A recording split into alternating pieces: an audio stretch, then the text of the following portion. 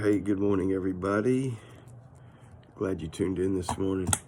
So let me ask you something. How do you deal with your anger? Seriously. If you leave your anger unchecked, it'll destroy you. It'll destroy those around you. It'll just deteriorate into nothing. It'll deteriorate your life into nothing.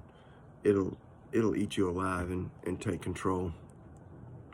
I was thinking of Jesus, and I was thinking when he went to the cross. Listen, if there was ever anybody who had the right to be angry and who had the right to lash out and the right to retaliate, it would have been Jesus. I mean, here he's just gone through, he's being killed, all right? And he's just gone through this torturous scourging, and he's probably barely alive at the time.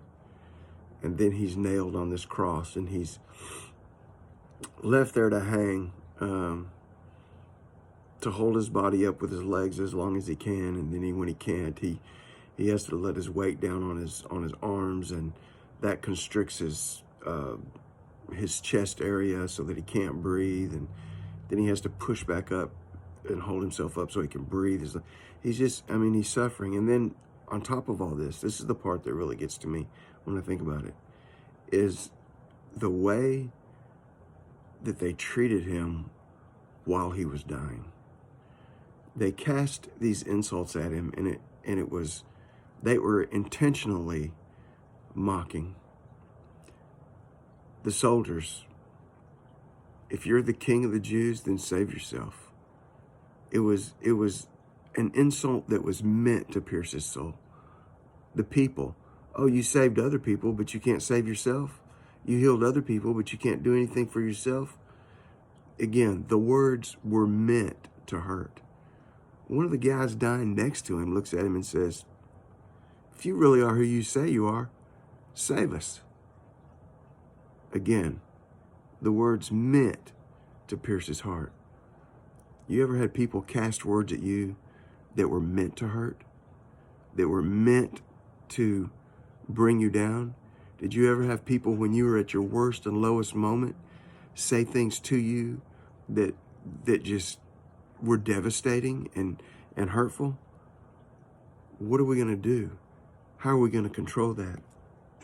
1 Peter chapter 2, verse 23, it's talking about Jesus, and it says, when he was reviled, he did not revile in return. And when he suffered, he didn't threaten back, but he committed himself to him who judges righteously. There are two elements that I want to point out to help us start with our anger. The first thing is that Jesus left vengeance up to God. It says he committed himself to him who judges righteously. He gave himself to God, and he let God be the judge, and he let God take the vengeance, and he let God decide what the payment should be. And people hurt us. They do. And people make us angry. But we can't let our anger cause us to go down to their level and to return insult for insult and threat for threat. We have to give ourselves to the Lord. The Lord says, vengeance is mine. Let him have his vengeance. The truth is, God's vengeance will accomplish so much more than your vengeance will accomplish anyhow. So give yourself to the Lord and let him have his way. The other thing is, when Jesus was hanging there on that cross and all this was happening, you know what he said? He said, Father, forgive them, for they do not know what they do. When I think about our world and I look around at our world and at our nation, we are just full of people are just mad. They're just angry, and they don't even know what they're angry at.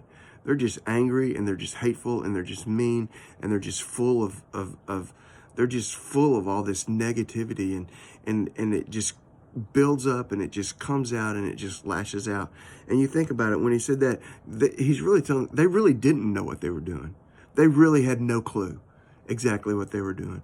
And I just want to say to you that the people that hurt you, now I'm not trying to make justification for them in any way, shape, form, or fashion, but they're just full of they're angry at Grandpa used to say, angry at the world.